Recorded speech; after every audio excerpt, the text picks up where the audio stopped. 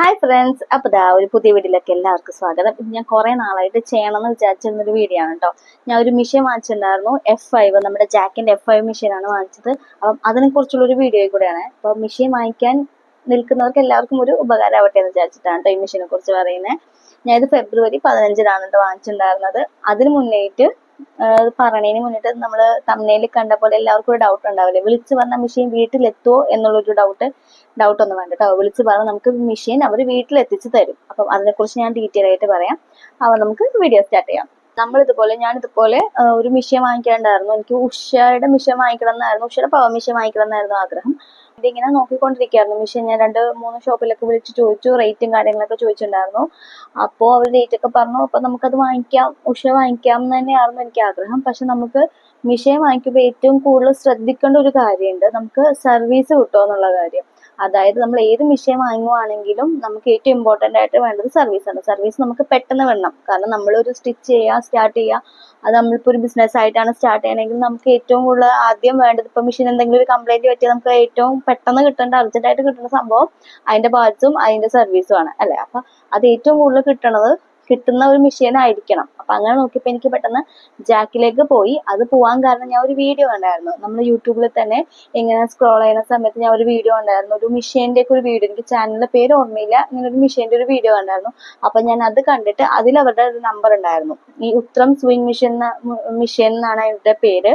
അതായത് അവർ ജാക്കിന്റെ authorised dealers ആണ്. അപ്പൊ അവരുടെ ഇത് കണ്ടിട്ട് ഞാൻ ജസ്റ്റ് അവരെ കോണ്ടാക്ട് ചെയ്ത് സംസാരിച്ചു. ആ സമയത്ത് ആള് കോൾ എടുത്തിട്ട് പറഞ്ഞത് അവർക്ക് ബുക്കിംഗ് ഇല്ല അവർക്ക്. നമ്മൾ എപ്പോൾ വിളിച്ച് പറഞ്ഞാൽ നമ്മൾ ക്യാഷ് പേ ചെയ്യുമ്പോഴേക്കും അവർ സാധനം അവിടെ നമുക്ക് അയച്ചു തരികയാണ് ചെയ്യുന്നത്.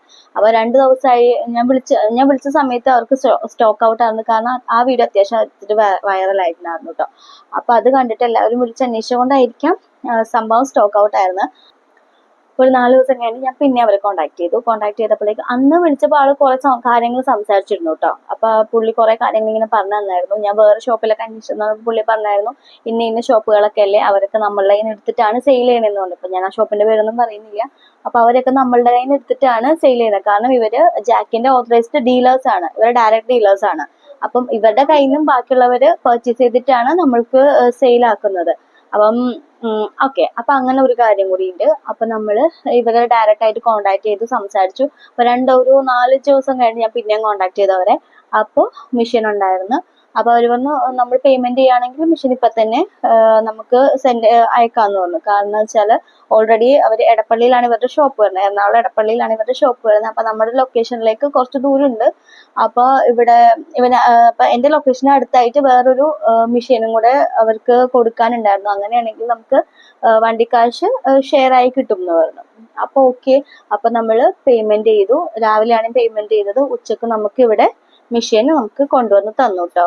മെഷീൻ കൊണ്ടുവന്ന കണ്ടീഷൻ എന്ന് പറഞ്ഞാൽ നമ്മളൊരു ഓട്ടോയിലാണ് അവർ കയറ്റി വിട്ടിട്ടുണ്ടായിരുന്നത്. ഒരു കുഴപ്പമുണ്ടായിരുന്നില്ല, നല്ല നീറ്റായിട്ട് തന്നെ അവർ നമുക്ക് ഇവിടെ കൊണ്ടുവന്ന് വെച്ചിരുന്നു. പക്ഷെ നമ്മുടെ ഇവിടെ ഒരാളുണ്ടായിരുന്നു, ആള് വേണമായിരുന്നു. കാരണം മെഷീൻ എടുത്തുകൊണ്ട് വന്നിട്ട് അതൊന്ന് പിടിച്ചു കൊടുക്കാനായിട്ട് ഒരാൾ വേണമായിരുന്നു കേട്ടോ. ഓട്ടോക്കാരൻ മാത്രമേ ഉണ്ടായിരുന്നുള്ളൂ.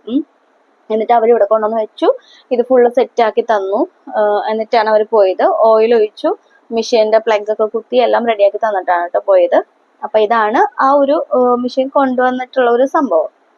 പിന്നെ പറയാനാണെങ്കിൽ നമ്മൾക്ക് ഈ മെഷീൻ അപ്പൊ ബില്ലൊക്കെ തന്നിട്ടുണ്ടായിരുന്നു കേട്ടോ. ഈ മെഷീന് നമുക്കായത് 23,500 ആയിരുന്നു കേട്ടോ. നമ്മുടെ പ്രൈസ് വരുന്നത് 23,500 ആണ്. 23,500 ആയിരുന്നു ഇതിന്റെ പ്രൈസ് വരുന്നത്. പിന്നെ നമ്മള് എക്സ്ട്രാ ആയിട്ട് ലെഫ്റ്റ് റൈറ്റ് പറഞ്ഞ ഫൂട്ട് വാങ്ങിച്ചിട്ടുണ്ടായിരുന്നു. പിന്നെ നീഡിലിന്റെ ഒരു സെറ്റ് വാങ്ങിച്ചിട്ടുണ്ടായിരുന്നു. അപ്പൊ ഇതിൽ എന്തൊക്കെയാണ് ഇൻക്ലൂഡ് ആയിട്ട് വരുന്നതെന്ന് ഞാൻ കാണിക്കാം. ഈ ഒരു 3 ടൂൾസ് ഇതിൽ വരുന്നുണ്ട്. നമുക്ക് നീഡിലല്ല, നമ്മളുടെ ഫൂട്ടൊക്കെ അഡ്ജസ്റ്റ് ചെയ്യാനുള്ള ഈ ഒരു 3 tool, big size, small size, ഒരു മീഡിയം സൈസ്, ഇങ്ങനെ 3 ടൂൾസ് ആണ് ഇതിൽ വരുന്നത്. പിന്നെ നമുക്ക് ഇതുപോലെ ബോബിൻ വരുന്നുണ്ട്. ബോബിൻ 2 ഒരെണ്ണം ഇതിനുള്ളിൽ ഇട്ടിട്ടുണ്ട്, പിന്നെ ഒരെണ്ണം ഇതാണ് എക്സ്ട്രാ ആയിട്ട് വരുന്നത് കേട്ടോ.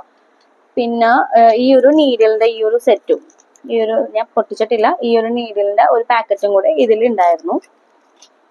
പിന്നെ നമുക്കിതിന്റെ യൂസർ മാനുവൽ നോക്കി ഞാൻ എക്സ്ട്രാ വാങ്ങിച്ചതിന് ഈ ഒരു ബോക്സിൽ നീഡിലാണ്, ഈ ഒരു നീഡിലും പിന്നെ ലെഫ്റ്റ് റൈറ്റും വരുന്ന ഫൂട്ട്, ഇങ്ങനെയാണ് കേട്ടോ നമ്മൾ വാങ്ങിച്ചിട്ടുണ്ടായിരുന്നത്. പർച്ചേസ് ചെയ്തിട്ടുണ്ടായിരുന്നു. ഓക്കെ, അപ്പൊ ഇത്രയും കാര്യങ്ങളാണ് ഇതിൽ വരുന്നത്. ഓക്കെ, അപ്പൊ ഇവരുടെ കയ്യിൽ എല്ലാ തരത്തിലുള്ള മെഷീൻസ് എല്ലാം അവൈലബിൾ ആണ് കേട്ടോ. ഈ F5 പിന്നെ F4 പിന്നെ A2B അങ്ങനെയുള്ള എല്ലാ ടൈപ്പ് മെഷീൻസ് അവൈലബിൾ ആണ്. അതുപോലെ തന്നെ നമ്മൾ സ്റ്റീം അയൺസ് ഒക്കെ അവരുടെ കയ്യിൽ അവൈലബിൾ ആണ്. ഒരു ബൊട്ടീക്കിലേക്ക് വേണ്ട എല്ലാ ഐറ്റംസ് അവരുടെ കയ്യിലുണ്ട്. മെഷീൻ സംബന്ധമായ എല്ലാ കാര്യങ്ങളും അവരുടെ കയ്യിലുണ്ടെന്നാണ് എനിക്ക് തോന്നുന്നത്. പിന്നെ ഇത് മാത്രമല്ല എംബ്രോയിഡറി മെഷീൻസ് ഒക്കെ ഉണ്ടല്ലോ, അതൊക്കെ ഇവരുടെ കയ്യിൽ അവൈലബിൾ ആണ്. അപ്പൊ അതിന്റെ കുറച്ച് ലോണും കാര്യങ്ങളൊക്കെ ഇവര് ഡയറക്റ്റ് ഡീൽ ചെയ്ത് തരുന്നല്ല, ഇവര് നമ്മൾക്ക് ആൾക്കാരെയൊക്കെ റെഡിയാക്കി തരും. അപ്പൊ നമ്മൾ അവരായിട്ട് ഡീൽ ചെയ്ത് കഴിഞ്ഞാൽ അങ്ങനെ ഒരു ബിസിനസ് ഒക്കെ സ്റ്റാർട്ട് ചെയ്യണം എന്ന് തോന്നുന്നവർക്കൊക്കെ നല്ലൊരു യൂസ്ഫുൾ ആയിരിക്കും. അപ്പൊ നിങ്ങൾ എല്ലാവരും ഒന്ന് ചെക്ക് ചെയ്ത് നോക്കും. ഞാൻ ഇവരുടെ ഡീറ്റെയിൽസ് ഞാൻ ഡിസ്ക്രിപ്ഷനിൽ കൊടുത്തേക്കാം.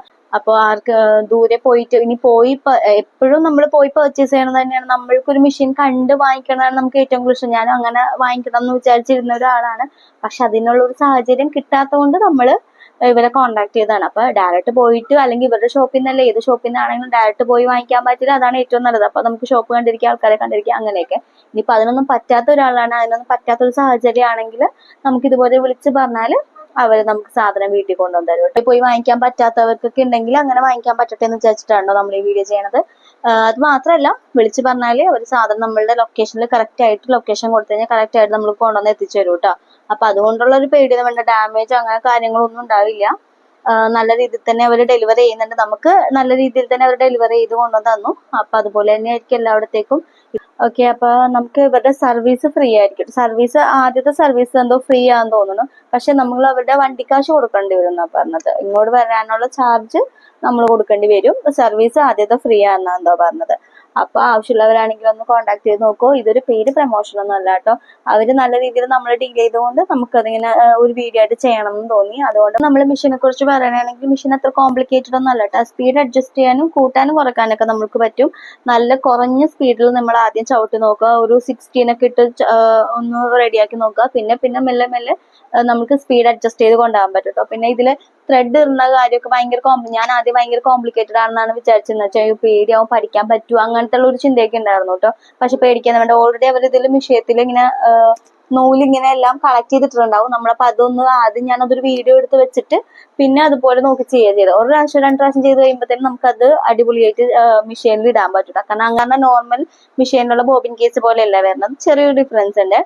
അപ്പോ അതൊക്കെയുള്ളൂ ഇതിൽ മെയിൻ ആയിട്ട് പറയാണ്ട്. പിന്നെ നമ്മള് നല്ല പവറിൽ നമുക്ക് തയ്ക്കാൻ പറ്റും. പവർ പ്ലഗ് വേണം. പവർ പ്ലഗ് ഉണ്ടെങ്കിലാണ് ഇത് യൂസ് ചെയ്യാൻ പറ്റുക. അപ്പൊ വലിയ പ്ലഗിന്റെ ആ ഒരു ഇതൊക്കെ വേണം കേട്ടോ. അതൊക്കെയാണ് ഇതിൽ മെയിൻ ആയിട്ട് വരുന്നത്.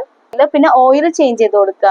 നമ്മൾ ഓയിലിന്റെ ചേഞ്ച് ചെയ്യാനായിട്ട് ഓയിലിന്റെ കളർ മാറുന്ന അനുസരിച്ച് നമ്മൾ ഓയിൽ ചേഞ്ച് ചെയ്ത് കൊടുക്കുക.